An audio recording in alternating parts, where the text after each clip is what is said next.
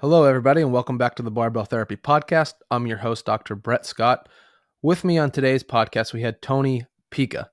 Tony, some of you may know, he's the former owner of Arkitect Fitness, and he's been a longtime friend of mine. He's been in the fitness industry for a long time, and he has a lot of great thoughts about things from the trends of what we're currently seeing in fitness to things we can learn from the past. And he's just kind of seen it all. So today we really just sat down and talked shop about what's going on in the fitness industry, and we talked about a whole host of things actually. So we talked about the current trends of the fitness industry, the underestimated benefits of walking, finding your motivation for long-term success, and preventing burnout when it comes to working out and exercising.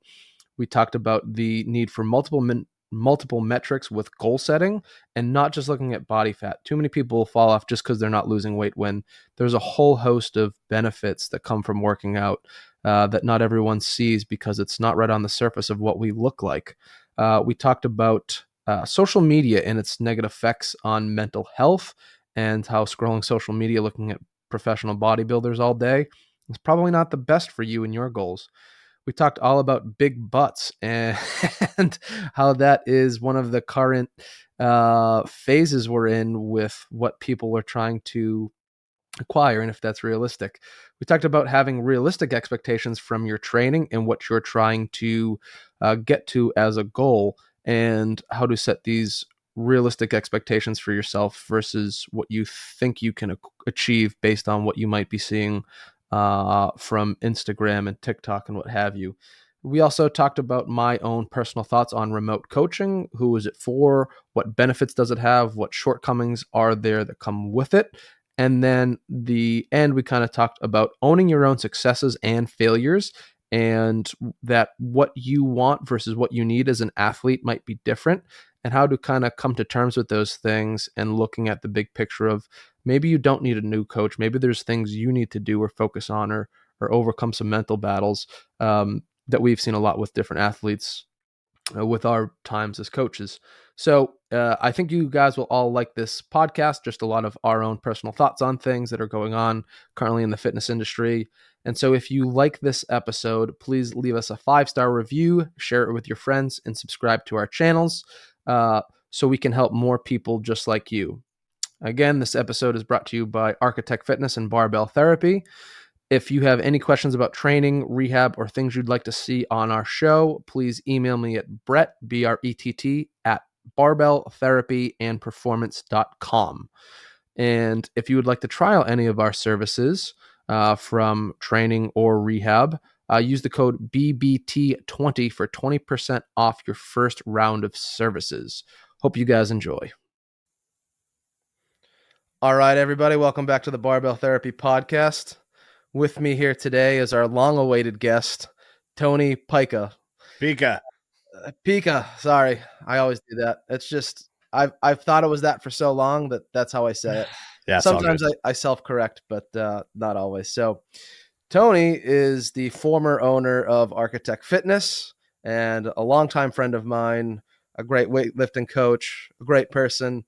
And today, well, you got some different outlooks on life. So I'm excited to chat with you today about just overall the landscape of the fitness industry, what it looks like, how it's changed, some things about influencer culture and all the things that go on within people's thoughts about what they want to do for themselves and how coaches can help or maybe harm someone. So, Tony, let's get into it. What are your initial thoughts, or what do you want to start off with? Well, first of all, excited to be here. Thanks for having me. I think one story that I love to tell about the fitness industry, I've been involved in strength training since 1998. I actually started when I was about 12 years old. And the gym that I started at was a pretty serious and hardcore powerlifting style gym. Almost everybody that trained there competed in powerlifting. There were a few bodybuilders as well, but there were very few people that just trained casually there. And I did my first meet when I was 13 years old. So I've pretty much seen a lot of changes over the last 20, 25 years in the fitness industry. And one thing that probably won't surprise anybody is that it is very cyclical, just like fashion trends, how things go out of style and then 10 or 15 years later they kind of come back. And I remember in the mid to late 2000s when CrossFit was starting to become very popular, circuit training was like the thing you had to be doing. If you weren't doing circuit training, you were blowing it. And this was the best type of training because you could burn fat and build muscle at the same time. And it was going to fix every single problem you ever had. And I remember I worked at a gym that had a boot camp style program. And what I would often see was people would make amazing progress in the first 8 to maybe 12 weeks because they were going from doing almost nothing to this very high intensity training. And so obviously their response was huge immediately. But then almost every metric that you could possibly think of would just plateau after those first 12 weeks. They wouldn't get any stronger. Their mobility wouldn't get any better. They wouldn't become more skilled at anything in particular. Their weight loss would certainly plateau quite a bit because the intensity of the training was so much so that you could really be very loose about your nutrition when you start a program like that and still see progress because it's such a drastic change from where you're coming from. And so traditional strength training, like doing straight sets and compound exercises by themselves and having a day of training that's focused on one or two skills or movements or even muscle groups, that was like, that's the old way to do it. That's the wrong way to do it. And as I started to bring a lot of that back, that's when people started to make more progress again. And now it's almost the opposite. Now, like strength training has come really back in vogue. And it's like everyone thinks they're an expert on squatting. Everyone thinks they're an expert on barbell lifts. And I'm like, you guys were running around like idiots in this, group fitness class 5 years ago. So I don't know. So I think that's very interesting. And I'm waiting for that moment where the strength training isn't cool again. And I think that's coming up because you saw women in particular get over that hurdle of, oh, strength training will make you manly. Like that's not as many people have that mindset as they used to. But now we're seeing like the kind of, for lack of a better term, like sex culture come into like gym culture. And I think what's going to happen is people are going to be like, oh, strength training is only for people who are extremely vain or vapid. And so I think there's going to be a pushback against it because of body positivity and things like that. So I'm waiting to see what's going to happen, but that's my current prediction. Yeah. And so with that being said, like, you think people are just going to go towards like hardcore dieting and everything instead of weightlifting, or? I'm not sure, but I would probably guess, yeah, it's going to be some type of extreme because that's pretty much what we've seen. And I think one of the biggest changes that I experienced for myself as a coach over the years was the longer I did it, the less conviction I had about any one particular thing, method, goal. I distinctly recall being in my early 20s and basically saying like, walking is a waste of time. If walking is exercise for you, like you are so far out of shape that you have very big problems. You need to get in the gym. You need to, train 3, 4, 5 days a week. And then, but that's because I was 24 and had the energy of a 24-year-old and the lifestyle of a 24-year-old. I didn't have any responsibilities or anything. So when you get older, then you start to go, oh, you know what? If you have limited amount of time, maybe 30 minutes, like, yeah, maybe going for a walk is the best thing for you to do. So you start to soften, and it's like, if strength training is what you want to do and the thing you enjoy the most, then yeah, prioritize that. If it's cardio, then yeah, prioritize that. If it's walking, prioritize that. But it doesn't really matter in the sense that as long as you're doing something, that's like the best thing for you to do, is something that you're not going to hate while you're doing it. And so you kind of, your stances on those things soften. Like Do I think squats are an excellent exercise? Yes. Do I think everyone needs to squat? Not necessarily. So this kind of changes you experience as a coach, I think. Yeah, definitely. And similar experience here of when I was probably 24, even up to like 2 years ago when I started to really experience stress of being a business owner and everything. I thought walking was just a chore and I didn't enjoy it. It was just like, oh, my girlfriend wants to go for a walk. And I'm like, yeah, whatever, I'll go. And I'm just like, this is a waste of time. There's so many other things I could be doing. And now that I train sometimes 3 days a week and I'm like busy all the time, like sometimes on a Sunday, it's like, I just want to go for a walk. Like, I need to get out of the house. I can't just lay around here all day and be a potato, but let's go, let's go do something. And the more I look at things is, as far as like longevity goes and just the people that come into my office that are, some people are 45 and their body is a mess because they haven't done anything. And there's people that are 45 that have been, in the military doing CrossFit, doing this and that are just as much of a mess because they've been overdoing it and going to their red line all the time.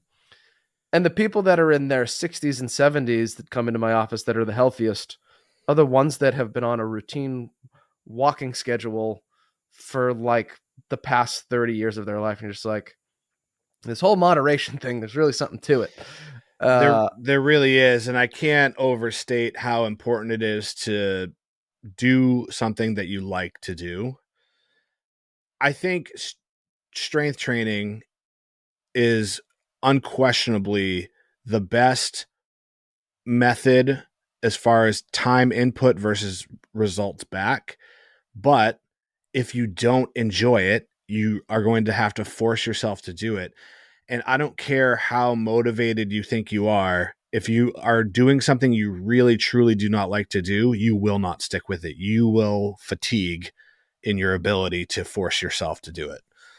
Yeah. And same goes with walking versus running. Everyone thinks they should get out there and run. And that's a form of exercise that can be good for you if you have the skills to do it. So we see a lot of people too that, oh, I'm going to get in shape. I'm going to, go from doing nothing to I'm going to start running every day, a 5K or whatever. And it's like, well, and then they end up in my office hurt. It's like, well, what did you do? It's like, well, I started running. It's like, well, what did you do to get started running? What do you mean? It's like, you just started running, like you didn't put any training or preparation or and Or people end up hurt. even researching a basic warm up to do before you even go for the run. Exactly, that's what I'm saying. Yeah, Like any type of preparatory stuff is just no. I just hit the ground running. It's like okay, and then they have a poor affinity for running because well they got hurt doing it. They don't think they should do it again. And it's like if we just got out there and walked every day, if you don't like running but you need some type of cardio, go for a walk. And it's like how much easier is a walk to do than a run? It's a lot easier. right. So if you can do that every day, do that instead. Because in essence, a mile is a mile. Whether you run it or walk it, you're going to burn the same amount of calories. One will take more time, but you will get essentially the same results because if you look at runners too, they're not packing on muscle. They're not having this lean and mean physique that most people want. Right. And it's just there's some deleterious effects if you're trying to build muscle at the same time. So sometimes walking is the best. And like we know now with the literature of there's so many health benefits from walking between gut health, skin health, back health, Mental everything, health. mental health. Yeah. That walking is like, if there's one thing you can do to be healthy, it's actually walking. And I used to think it was the lamest thing ever. Same. What's funny is it's always been right there in front of our faces. So a good example is when I first really got seriously focused on coaching Olympic style weightlifting. I did what a lot of people do, and I just started studying the people who have done it very well for decades, which is a lot of European countries, particularly the Russians. And there's a weightlifting coach, Bud Charnaga from the US, who literally learned Russian so he could translate all the Russian weightlifting texts. So I bought all of those, and all the Russian training programs are in there. And you're looking at how much volume they're doing for snatch and clean and jerk and how frequently they're squatting and what accessory exercises they're doing. there's whole chapters about, oh yeah, and these days, we start every day with a 30-minute walk outdoors. And Really? oh yeah, they're talking about all just the entire lifestyle. And we do some middle distance running, occasionally during this phase of training. And you just like ignore all that. You're like, how many squats did they do? But it's right there in front of your face. And you can actually even go watch on YouTube some really old Soviet, they're black and white videos of these guys training, and a lot of it's like the whole team is outside in the snow and they're just going for like a light jog and they're carrying firewood and just being outside. And I think that's another big part of it is, and I know you can empathize with this because you're in the gym all the time, but so many coaches, their own fitness suffers when they really get into the industry because you are in the gym all day long working. And when it comes time for you to do your own workout, it's like the last place you want to be because you've just been there all day. And for a lot of people, when they get out of work, the gym is kind of like their second safe space other than their home where they can decompress and just focus on themselves and their well-being. It's very hard to do that when you're a coach or a business owner that owns a gym because work and your training space are the same space, which is why it's not super uncommon for people to train at another gym other than the one that they work at. Yeah, like I can definitely say that for a fact is um yeah, being in those same four walls from 7 a.m. till 5 p.m. and then trying to get on the training floor at 5. If it wasn't for the people that were there that are just positive people and I'm excited to be around them and whether it's I can help inspire them or sometimes like some of the kids I like to try to keep up with the kids now and show them a thing or two, show them that I still got it. Uh, I probably want to train there in like a Sunday afternoon, like me trying to get to the gym. I used to love going to the gym on the weekends, and now I'm like, no one's there on a Sunday. I'm like, I don't want to put another 3 hours in here when I Yeah. got to be back here tomorrow. I was here yesterday, so there's definitely something to be said for that motivational level. And the more and more time you spend in the gym too, outside of your work life, that also becomes more and more of a motivational uh, conundrum.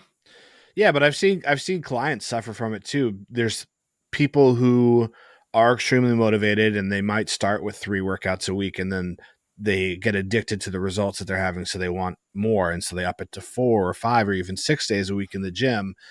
And that can work, but a lot of times you see the wheels kind of fall off because they're just mentally burnt out and they might not even realize it. But you are putting yourself through a legitimate amount of physical stress, and then you have the psychological component of being there, uh, 4 or 5 days a week for 2 or more hours at a time. Sometimes as you know, serious weightlifting workouts can take a couple hours, or even a general fitness client who wants to do a 30-minute circuit before or after their strength training portion. And then they have maybe some PT or prehab or rehab stuff to do. And so you can spend 2 hours in the gym easily. So I think that's another reason why something like getting outside and walking, something so simple, is just so effective and beneficial. Whether you're trying to lose weight or even if you're a hardcore power lifter or weightlifter, it's good for recovery. It's good for the mental break. It's just, there's so many benefits to it. And it's funny because, both of us have made careers out of getting paid to help people in the gym. And now we're sitting here saying, spend a little bit more time outside of it. But I think that's the role of a good coach, is to really monitor and oversee the entire spectrum of factors that affect someone's health and well-being. Absolutely. And I think something too that's kind of sad to see in the industry too is you'll see that same thing if someone comes in, they're very motivated, they're very skilled, they build themselves up with a lot of potential to do really well, especially in the sports of powerlifting and weightlifting. And some of them will get kind of towards the top of the national charts and everything, and then poof, they just vanish. It's like, what happened to that guy? It's like, he just stopped lifting. It's like, why? And so it's something, how do we overcome that, or how do people avoid that happening to them, do you think? It's a good question. I think it's one of the biggest challenges that the fitness industry faces. It's an interesting dichotomy because, on the one hand, the fitness industry as a whole struggles to get non fitness minded people to exercise regularly and stick with the program. But on the flip side of that, the people who are a little too gung ho often burn out the fastest. Also, the people who kind of come in as a middle ground are the ones that usually see the most success. I would always think to myself when someone came in for a consultation and would sign up and they were saying things like, I've already changed my diet around and I'm ready to go. I want to work out for 5 days a week and I'm so motivated. It was always those people in the back of my mind that I would say, I don't think this person's going to stick with it. And I would be thrilled to be wrong and I would be wrong occasionally. But a lot of times you would see that person burn out, sometimes as soon as 4 to 6 weeks. So I think the solution is just a lot of communication. It's a lot of explaining to people why you are recommending certain things, like, hey, I know you said you want to train 6 days a week, but let's start with 3. You haven't been doing anything. And I have this, it's interesting because I have the same conversation with my new business when I do video production for businesses. So I'll help a business create social media content and they're not posting it basically at all. And I'll say, okay, we're going to set you up to post 3 days a week. Well, shouldn't I post every day? And it's like, well, you're not doing anything right now. Like, let's see if we can, do step one. And it's the same thing with fitness, right? Like, I get it. Like, something's clicked in your mind and you finally, like, I'm going to take care of myself. I'm going to get myself on track with my health. And you just want it so bad and you want it right now. But I think communication is super important to just be like, let's set some goals, some short-term goals. And if we can show that we can do 8 weeks of training 3 days a week and stick with the program, then we'll talk about maybe bumping it up. I I also think that measurements, like measuring some form of progress and remeasuring and retesting, is very important as well, because nothing is more motivating than the results.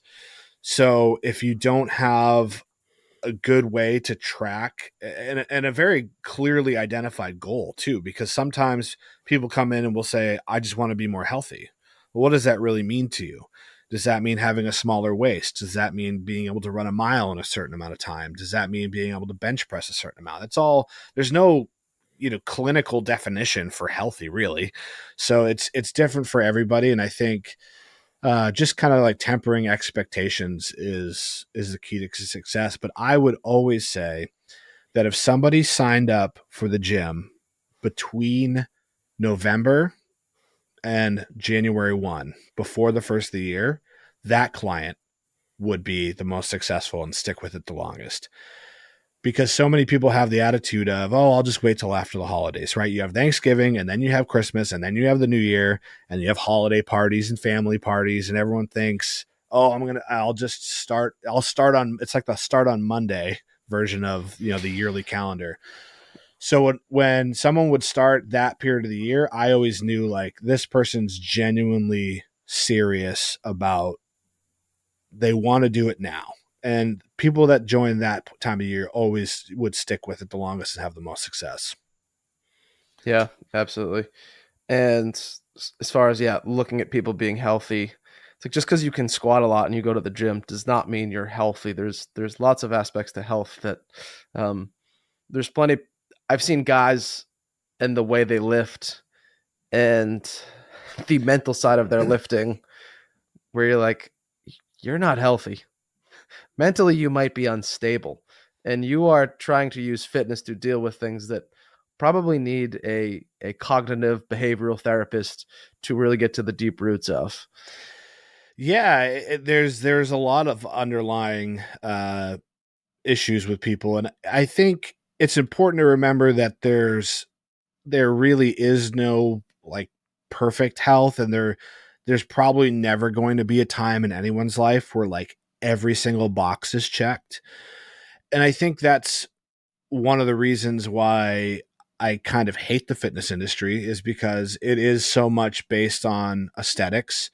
And we judge people so much by how they look, and we determine, we make judgments about people if they're healthy or not by how they look. But and that's why one reason I do really get behind the body positivity movement, because like body fat is just one marker of health. And yes, I completely understand that oftentimes it is indicative of there might be other issues if you're overweight or obese, but that's not always the case. And you can change the the underlying physiology of somebody's body much quicker than you can change their body fat.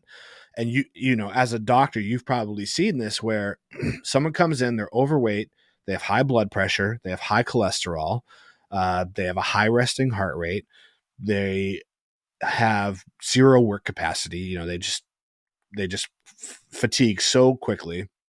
And after a few months of training, their blood pressure's down, their cholesterol's trending downward, their work capacity's doubled, tripled, quadrupled, but they've lost 5 pounds. They're still fat, but we've completely changed their underlying health. So that's like, I think, one of the reasons why we need multiple metrics of measurement and goal setting, because it can't just be about the body weight and it can't just be about the amount that you lift or whatever. And it is a huge problem in the fitness industry because so many people just see that certain leanness or physique as the pinnacle or the goal. But it's just not reality for a lot of people.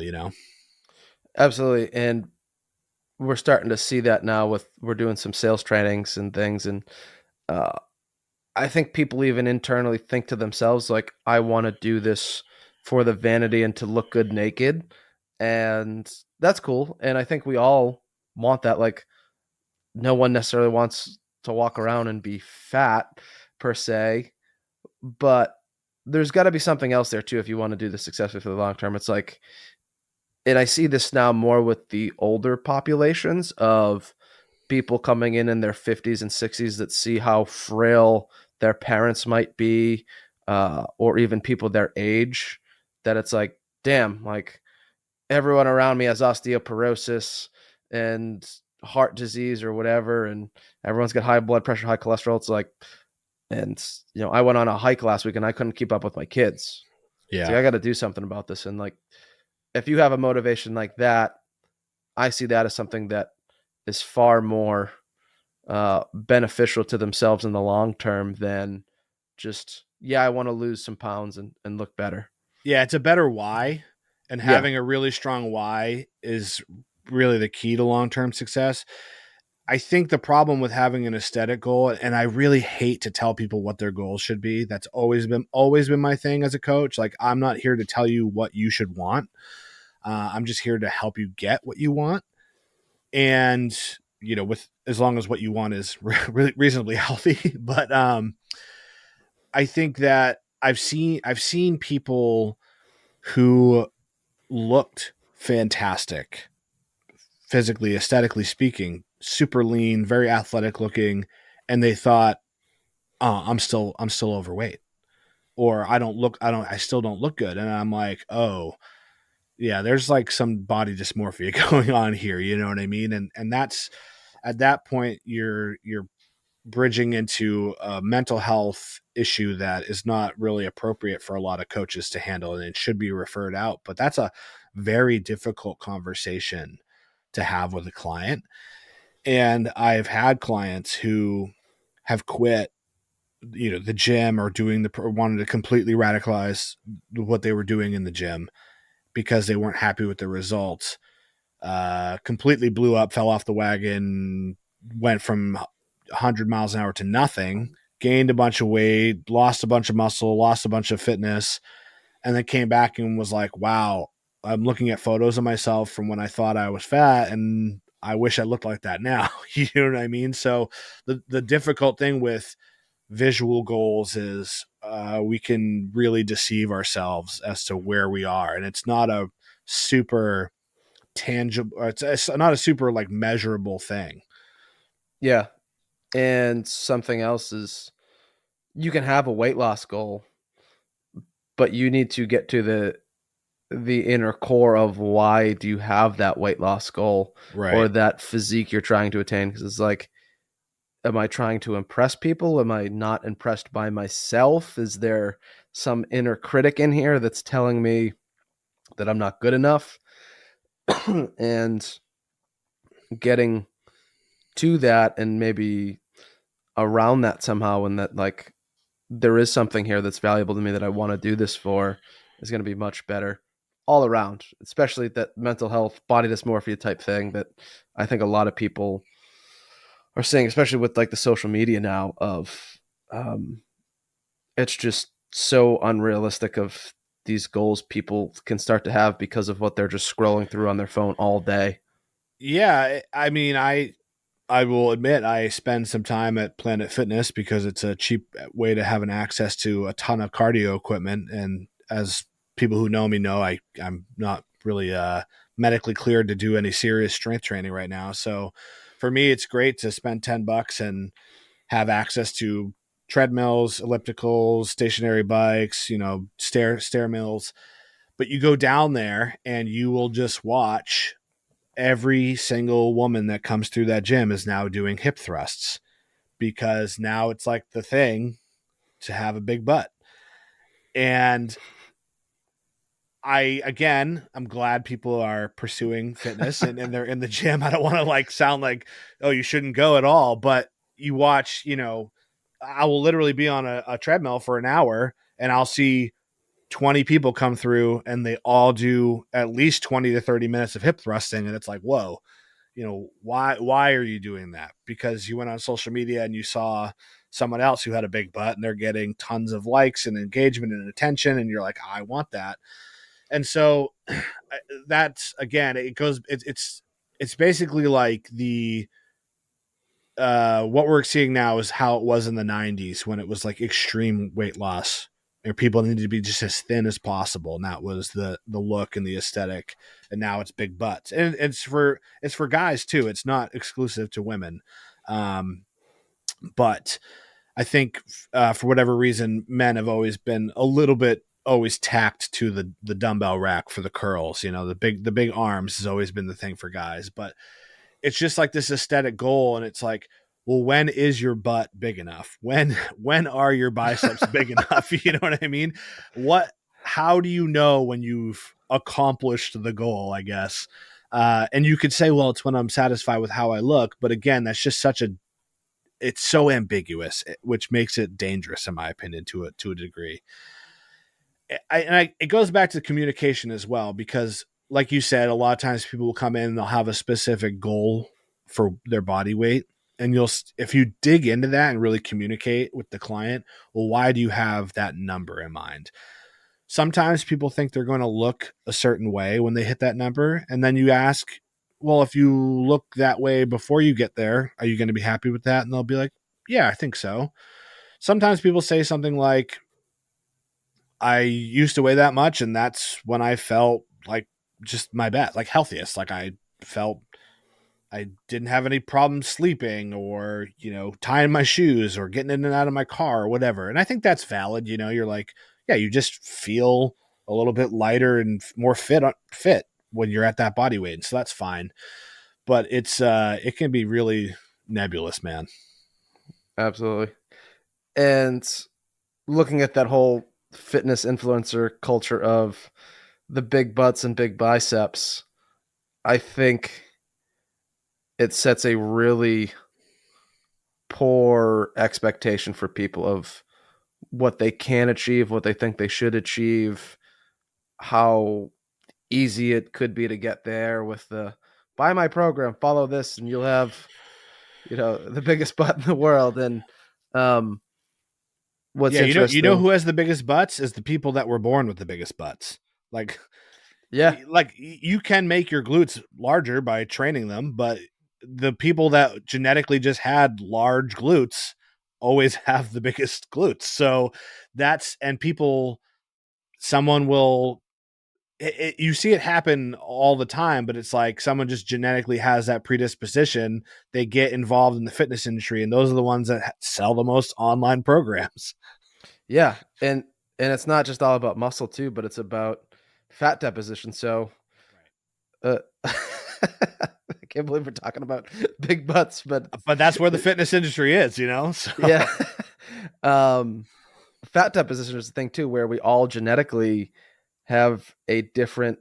Our body will deposit fat in different areas based on its own kind of self regulation or whatever. So some people will put, when they put on weight, they'll put more weight into their arms, into their belly, into their face. You'll pierce people say this all the time of, yeah, when I start to gain weight, I notice it in my face right away, or this and that. And sometimes it's the butt, and sometimes those are the blessed people that seem to benefit from that and doing more hip thrust for hypertrophy. well, But they're blessed now because in the '80s, I mean, I was just born, but I don't think big butts were the thing. So that big butts might fall out of fashion. Who knows? you in the 80s, you just wanted your legs to go straight to your back. Yeah, I think everything's like in the '80s and '90s. I think it was just like Slim. everything slim, which it is its own problem. Like I would much rather people be in the gym hip thrusting for an hour than trying to just be super skinny. But um, yeah, like you said, there's a huge genetic component where they put the fat. It's the same for when I was coaching weightlifting. I almost all of my athletes were better snatchers than clean and jerkers. And I was not a good snatcher. And that's why I was better at coaching the snatch, because it was so unnatural to me. I really had to break that lift down and really understand it at such a fundamental level that I was able to coach it more effectively. When it comes to something like squatting, I'm naturally a very good squatter. And of course, I can coach a squat, but like you could do the same training program as me, and most people aren't going to squat as much as I do, just because I have incredibly strong legs. But it doesn't mean I know some secret about squatting. It's just genetics. So it's it's really bad with the influencer thing, which brings up I wanted to get your thoughts on online coaching in general and remote coaching and working with somebody virtually instead of in person. What are your thoughts on that? Oh, this is a good one. I wanted to finish up on the influencer thing though, with Oh yeah. with the expectations is, like someone came in my office the other day and we had a conversation. She's like, I want to put more muscle on my arm. And she's a very fit girl. She was a hockey player, lacrosse player, all through college, was like training at like an F45. So like she's got cardiovascular. She's good. She can run. She runs regularly. So she's like, yeah, I want to put more muscle on my arms, but like I want thinner legs. And it's like, well, wait a second. We can't do that. And I'm sorry to tell you, uh, unless I get some like suction thing that can go inside you and suck the muscle and the fat out of your legs and add it up here. I'm not a surgeon, right? Go to Brazil if you want that. Well, I mean, uh, she could lay in bed for 10 days and not move and let her legs atrophy.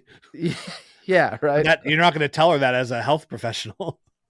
And I just had this conversation. I was like, look, we can do, we can help you do both of those things, but you can't get them done at the same time. I was like, I don't want to let you down and give you a false sense of hope that you're going to come in here and I'm some doctor that can spot treat your arms and make your legs smaller or whatever. I'm not Dr. Frankenstein here that's building creatures. Realistically, I was like, you have to look at this from just who you are, and some people have bigger, thicker legs. Like mine, same thing. Like I was a hockey player, a baseball player. I rode my bike everywhere as a kid. I just always had, and I don't know if it's from that, but I just always had like thicker legs, and no matter what I seem to do, my legs always seem to stay fit. They always get stronger, even if I don't seem to train them that often. But my upper body is a completely different story. Sad. But I was like, look, if you look at all, and I had a few of the weightlifters in at the time, and I'm like, if you look at the girls I have out there right now, I was like, they all train the same, and they've all been training this way for a few years now, and they do, for the most part, the same exercises on the same days. They all squat the same amount. They all are doing the same amount of upper body accessories and what have you. And One of them looks like a bodybuilder. One of them might look like they are an average gym goer. One of them might look like they've never stepped foot in a gym before. And with that being said, you can't go online and see, oh, I want her arms and her butt and her abs and this and that. It's just when you look at sports like weightlifting and powerlifting, you'll see this vast difference of body types, genetics, potentials, right? And some of the most fit looking people are the weakest ones. Like you can be very ripped and not be good at weightlifting. It's like, oh, you look super strong. It's like, yeah, I'm okay at weightlifting. And you can see someone else, especially at the top level. Like some of these guys come in, it's like you can't see any muscle tone, and then Yeah. they're putting like 300 something pounds over here. Like, oh, that's shocking. So Yeah, I think it was Chad Wesley Smith from Juggernaut said one time, some people's muscles are just made of better stuff. yeah, uh, probably. Yeah, and so it's like obviously a good training program always helps, and paying attention to nutrition helps, and having a good coach helps, but so much is determined by just what your genetic makeup is. Yeah, and that's not to say you can't make progress and get better. You absolutely can if you do Right. things even somewhat the right way. It's just a matter of coming in thinking I'm going to look like this, and after doing it for 6 months and then realizing you're not there yet can be a very tough pill for people to swallow. And I just want to make sure that people realize that, looking at some of these realities is, this or that. And I think the other thing too, coming into weightlifting, when I was a bit younger, and I kind of wanted this different body type or whatever too. And, uh, you know, I've never had this killer physique. Um, but coming from a bodybuilding background where you're always trying to spot treat things and doing this and that, and then you come in here, it's like, no, you're a 94 kilo lifter. You're like, what? Like I want to be this. It's like, no, you belong here. It's like, Yeah. oh, really? It's like, yeah. And then you hear that from a couple coaches, and it's kind of validating of like, oh, this is just my body type, and this is where I belong. And um, if I stay here, I'm good, I'm healthy, I'm competitive, and I can see a lot of progress here. Uh, I think that's really empowering for people, and that's something that the strength sports do definitely bring to like that body positivity thing of like, no, this is where you belong. This is where you should be. Yeah. This is where you're going to have the most success. It's kind of freeing. It was freeing for me to feel that. And I would say for most sports with bodyweight categories, natural athletes will probably almost always be one bodyweight category heavier than they think they should be compared to someone who's using maybe some extra vitamins or supplements. Because you would look, again on like the international stage of what the Russians or the Chinese are doing, who are very good at weightlifting, and these guys not only are lifting huge amounts of weights, but are fairly lean.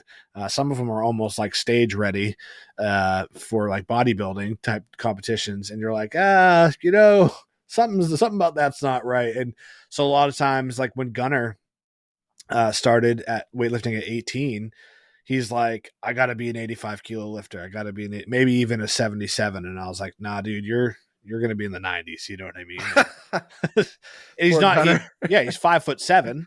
So you would think, oh, 77 kilos, 170 ish pounds body weight. That seems reasonable. But the amount of muscle that you need to be competitive in a sport like powerlifting or weightlifting or another strength sport is it's a lot, and muscle's very dense. So you're gonna be heavier on the scale than maybe what you look like, walking through the door.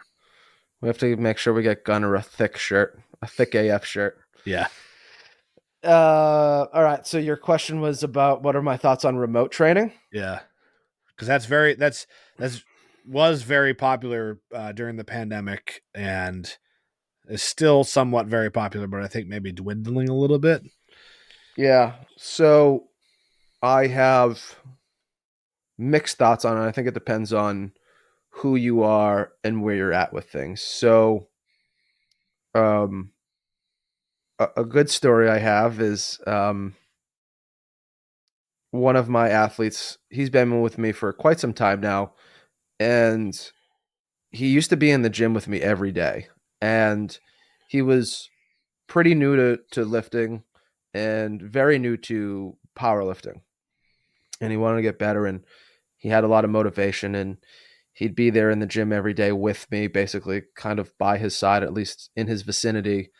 And it would be this, it would be that. We'd try to coach him on things and cue him up on things. And uh, hold on, I think I have to sneeze. No, I think it's gone. Okay. So we'd be working on all these things, and he would make some progress, but not a ton. And then he just like stand there and fidget around and all this and kind of make excuses for himself. And, nothing was perfect, this and that. And then I kind of just started to take a step back, and he'd go and not have these temper tantrums, but just like kind of be in his own head about things. And I just kind of let that settle. And I stopped giving him feedback purposely. And all of a sudden, things started to get better. And I just started to give him benchmarks of, hey, you can do this. I want to see you do this today. Hey, in a month, you're going to hit this. And then eventually his job changed and he stuck with training, but he went remote. And when I left him to his own devices, he did so much better. It was like there was no one there to hold his hands, to baby him, to tell him this was okay. He had to just internally figure out what he needed to do to get there. And ever since then, he's made a shitload of progress. Probably he's the person that you would never expect to get where they have based on where he was. And he's someone that just had that kind of internal motivation to get better. And he's still not the strongest person in the world, but he's putting up pretty respectable numbers now. And he's just consistently stayed at it. And going back to what we said before, he trains, he's got a busy job and everything. He used to want to train 5-6 days a week and realize, you know what? 3 days a week is good for me. And so he does that now. And we check in every once in a while, but like his technique is really dialed in. His motivation is there, and there's been speed bumps in the way with things that come into life, but all in all, him training remotely is like almost preferred at this moment. And I have a lot of other people like that too, where if you are a self-motivated individual, you have the confidence to do a lot of these things on your own, and you've been doing them for probably 2+ years, you have a gist of what you need to do, and then we can just tweak things. I think the other thing too is like definitely doing remote coaching has made me a better coach, because when you're in the gym, you can kind of word vomit on someone and give them all these explanations of everything. It's easy to And overcoach. it's easy to overcoach. It's easy to overanalyze. It's easy to pick apart all these different things. And, we have the apps and things where I can give people video feedback and write on the screen of, hey, at this point here, I want this and that. You can give someone that in person too. If I want you to feel this here and I want you to feel this here and your pressure in your foot should be here. But then when you're remote and people start sending you videos of every day, like I can't keep up with that. And that's the thing about remote coaching is people don't realize why it can be so expensive. It's like, it's more time for me to be taking to give you one-on-one attention every day or even a couple times a week versus if I can have 5 of you in the gym at the same time, I can accomplish a lot more in the same amount of time. Right. And so you have to figure out how to pick what the easiest thing is for them to get better or the cues for them to feel. So it's made me much better in that of I have to stop and think a little bit more of like, okay, they sent me a video. They're going to do this again next week. And now it's very much dialed in as far as like, and it's more of the simple things. Like I used to think weightlifting, it's super complex, super complicated. It's like, yeah, no, you just need to not run. And it's simple things. It's pause longer in the hang before you actually go. Don't just bounce up and down out of it. Right. Feel more pressure in the front of your foot in your hang. And some things can be different. So that's I don't mean to interrupt you, but that reminds me of something I learned pretty early on. I used to work with this guy who was really into kettlebell training, and he would preface every time he would teach someone a kettlebell swing, he would preface it with, "This is one of the most technical movements that you can learn." Now, whether or not that's true, what I noticed was when you tell someone, "Hey, what I'm about to show you is really hard, really difficult," they immediately, whether they say it out loud or not, they think, "I'm going to suck at this." And then they would suck at it. And so, as an experiment, I used to tell people, "Hey, we're going to learn a new exercise, super easy." And then, boom, people would pick up how to do a perfect kettlebell swing in a couple minutes. And I noticed that the same thing was happening with Olympic style weightlifting. A lot of these people, a lot of times, I know you still go through this. Someone who does CrossFit comes to you because they want to get better specifically at how to snatch a clean and jerk. They've been doing it for years. Their technique is awful. They crack jokes about how complicated it is. And you know that their coach has said to them, snatch a clean and jerk is the pinnacle of lifting. And this is the most technical thing. And we're going to learn this badass technical move. And it's cool, right? Like you feel cool because you're learning something technically challenging. Just And keep the bar straight. But it's like, yeah, just like don't tell the client that because you're just setting this unnecessary mental block. Just simplify it for them. I don't know. It's just one of those things that it drives me nuts. Yeah. And so remote coaching too, I think we put more of an emphasis on mindset, on our approach, managing other variables better. So sleep, hydration, nutrition.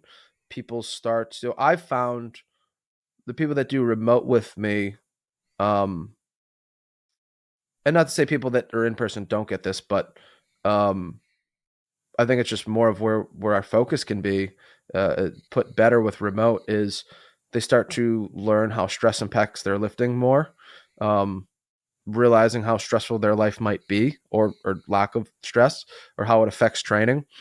They realize how much their mindset starts to matter when they're in the gym and even outside of the gym. And they start to get the big picture of because everyone wants to be more technical. And we need to be more technical to a degree. But they start to realize like everyone there's no perfection, there's no unicorns.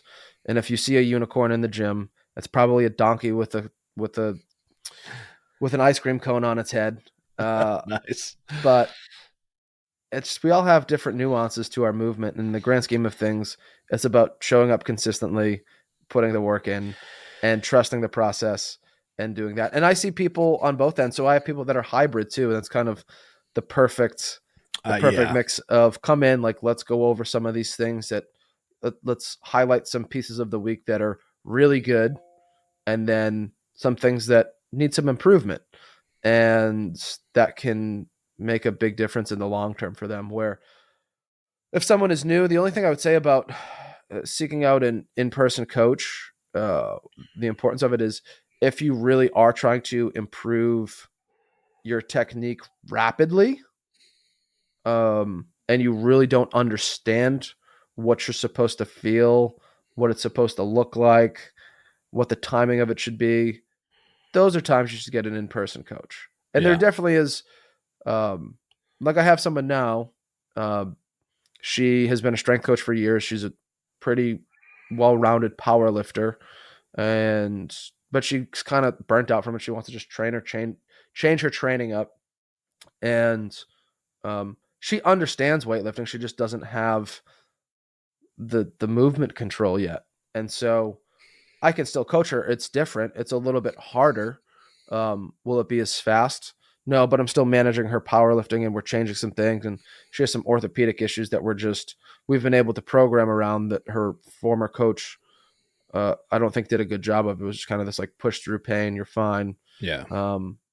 And so now it's like, no. And I think that's a big thing too, is there's so much judgment in this industry sometimes of her old coach made a post the other day about using lifters and being flat-footed and this and that.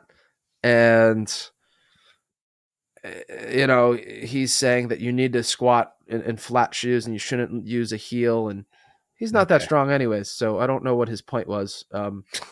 Because we'll probably change her stance around a little bit because it was very extreme Yeah. and she wasn't making any progress in any of her lifts. It's like, well, let's just change it and see what happens. Right.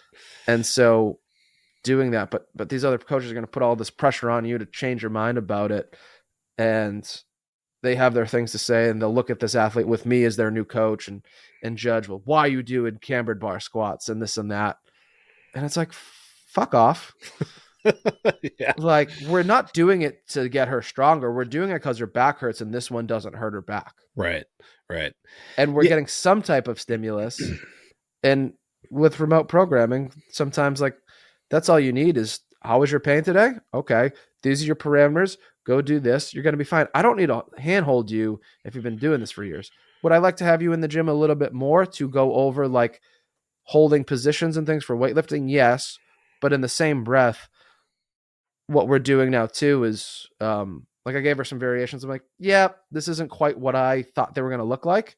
And that happens all the time. And it's just like, well, we're going to change this. And I think some people don't think they can do that. It's like, no, it was written like this. I have to do it like this. It's like, yeah, this is a guideline. This was an idea. And now that I'm seeing it come to fruition, it's not what I thought. So we can change it to get you to feel what we want you to feel. And when we can get you to feel those certain things and you start to do them right, then we can move on to this later on. Yeah. Because at the end of the day, people come in and they want this, CrossFitters are a great one, for example. It's like, you just need to put more time in, and people don't realize, people think coaching is going to be the quick, easy fix that's going to make them stronger. But at the end of the day, you still have to learn, and people just learn at all different rates too. Yeah. Yeah. A good coach can definitely accelerate it. But if I've always said I would much prefer to work with somebody who's never even seen a snatch be done than someone who is taught the incorrect way.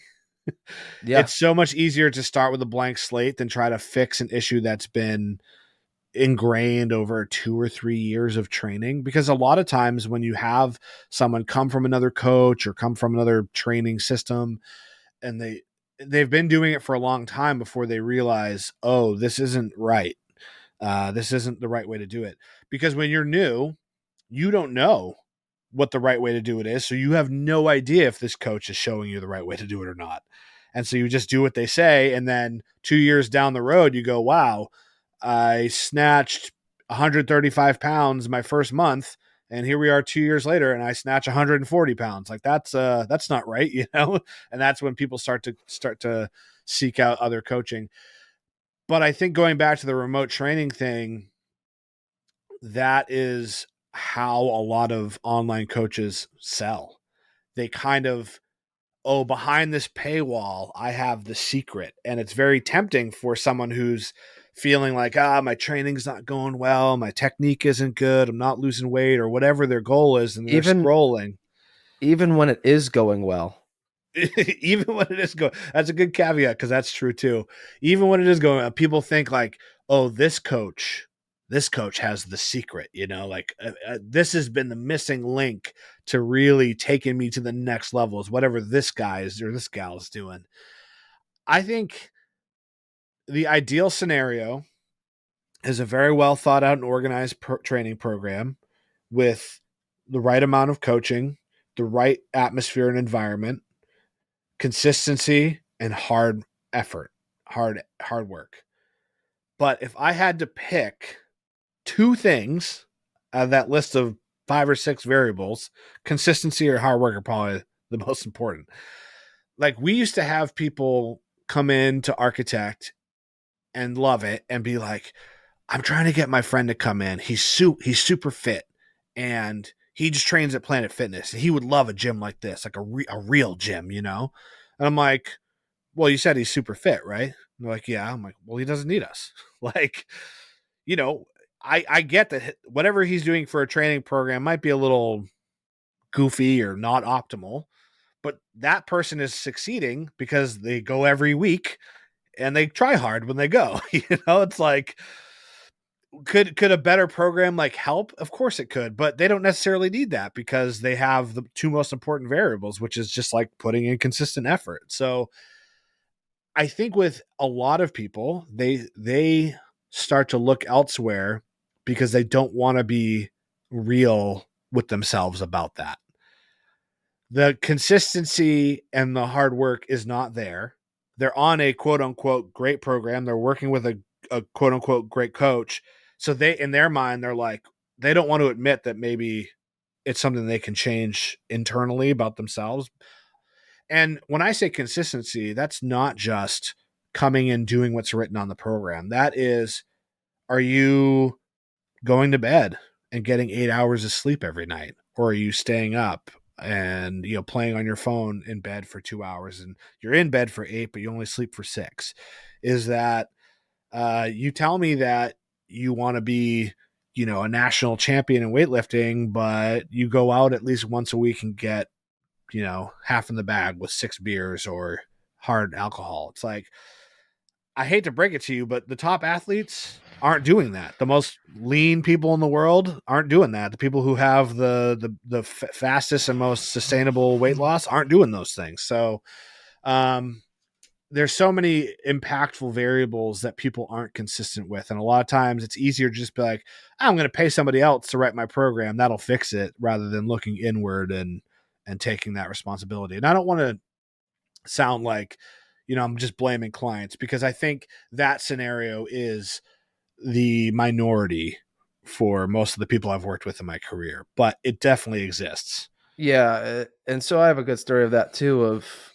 We went to the Arnold last year, and I brought an individual that um, his goal that year was to qualify for the Arnold's. Never mind go and compete there. And we had been working together for about a year, and at the time, he couldn't consistently snatch 70 kilos, and he could like muscle up, I think, a hundred a 100 kilo clean and jerk. And he was very strong, just technically inefficient. We got him to consistently snatching 95 to 100 kilos and clean and jerking 130 plus kilos. Uh, he wanted to do all these meets because he was all gung ho. He did them kind of. I was like, if you want to do them, cool. I was like, I will, as your coach, I'll support you in whatever you want to do, but I don't think this is the best idea for you right now. It's too many meets back to back to back. And so he went to the Arnold's, and I think it was a stressful meet. He just put a lot of pressure on himself. He didn't have the best performance, which can happen at these big meets, right? But he still did well. He still qualified. He still competed. He still hit more than he ever thought he would at this point. A week later, he comes back and says, I want to leave and go do this remote programming with this club because, and I was like, well, what? Like, why? Like, you had a difficult meet, but we surpassed all your goals. You've done all the things. He's like, well, I'm not getting enough attention here. And I was like, I'm in the gym every day when you're here. Maybe I'm not on the floor. You're choosing not to come during the times I'm coaching. Right. But I walk in and out of my office all day and I'm giving you feedback. You do send me some videos and I give you feedback, or you don't and you don't get any. But you're still doing the same technical things wrong that you just haven't learned to correct yet. Yeah. And I've been giving you the same things that are getting better, but you need more time. And it's like, oh, well, the grass must be greener over here. Yes. Yeah. And there's always someone else has got the secret. Yeah, it's the secret sauce where I look back on it. I'm like, well, is there something else I could have done? Did I not listen to them? Did I not hear them out enough? Like, right. Where did I fail as a coach? Right. What could I have done better? But in the same breath, I think some of the best athletes we have, and that's kind of the hard stress of being a coach of a high level lifter, is everyone wants these athletes. And it's like, we can give too much as coaches, I think. And sometimes we do. And it's like, you get this person to the highest level and they're like, yeah, well, I've gotten here, but like, there's got to be something that's going to get me to the next level. Right. When really it's hard work, time, and learning right from wrong, essentially, with like how, like a snatch, especially, it's like, well, I do this technique and it works, and I do this one, or like you have different cues. So it's like, what different cue could I have given them, or this and Right. that, and like, why isn't it working? And sometimes it's just them. Sometimes it's just time and learning, and people themselves don't want to feel that or speak that to themselves, and Yeah. then they go on this rampage of coach jumping. Yeah. I mean, I had a general fitness client come to me one time and he said, I don't like my program. I said, okay, what don't you like about it? He told me, it's okay, we won't do those things anymore. And he later said to me, he goes, I was about to quit. And then I realized he was going to quit the gym because I realized that I had never said anything to you about, I just hadn't asked you about it. And he's like, why don't I start there? Ask you about my program. We can talk about it. And he ended up actually saving a few other people from canceling later, months later, because he would just be chatting with people in the gym and they'd be like, oh, I don't really like this or that about the program. And he'd be like, well, have you asked Tony? Well, no, but he's like, what do you think you're paying this guy for? You know what I mean? Like, just go have a conversation with him first. Try to see if you can, work together. And of course, like as a coach and a business owner, like you're like, yeah, I don't care like what exercises you do. It doesn't matter. Oh, you don't want to do military press. Oh no, like who cares? Don't do it if you don't like doing it. So, and Yeah. I think with athletes more than general fitness clients, they're more apt to just come up with some scenario on their own, find another coach, and then just say, hey, I'm leaving, rather than like talking to you about it. I don't know why that is with athletes, but that's been my experience, and why I kind of later on in my career kind of tried to pivot more towards just helping people be happy and healthy rather than be world champions. Yeah, absolutely. Because it's just, that's the biggest thing. I try to give all my athletes that expectation up front of like, hey, if there's an exercise you really don't like doing, we're not going to do it, or we don't Yeah. have to do it, or we can change it. And uh, just if it's going to stop you from showing up at the gym, then don't do that exercise. Like, I don't care if deadlifts are, going to raise your testosterone level, 700 points on the scale, and, they're going to pack on the most muscle. If those are impeding you from coming to the gym and being excited about going to the gym, Right. we'll do something else. There's Yeah. plenty of ways to roam. If you're going to be a weightlifter, you're going to have to snatch and clean and jerk. If you don't want to do those things, maybe we should just readjust your goal of why you want to be a weightlifter. Yeah. Yeah. So, all right, I got to hit the road here in a few, but Tony, this has been a great conversation. Anything else you wanted to add real quick? No, just I would just say, do what you like to do, have fun. That's the most important thing. And be with people that you like to train with, and you'll go very far. Yeah. So our main themes from today is walk. Do some walking. Do some walking. Walking's good. Get out of the gym. Big butts. Definitely come sign up, but get out of the gym as well. Yeah. Spend some time outside, get some sunlight. Yeah. Big butts are good, but we don't need them. What else did we have there? Find your internal motivation and what is your why? Yeah, find your why. Yeah. That's non-aesthetically motivated, and put in the fucking hard work, and trust the process, and don't blame everything on your coach, because we're not bad people. We're not biased at all on that one. No, it's not our fault. It's your fault. So cool. Well, thanks for having me, Brett. I appreciate it. And Tony, if anyone needs videos, where can they find you? Tony's a great videographer. Heartstopmedia.com. HEART. Oh, you're really getting professional. You have a website now, huh? Oh, I've had a website for years, man. Yeah. Oh, well, Tony does all kinds of stuff. So yeah, if you need a video made, heartstopmedia.com. Yeah. Yep. All right. Well, thank you, Tony. And I hope you guys enjoyed this podcast. Over and out.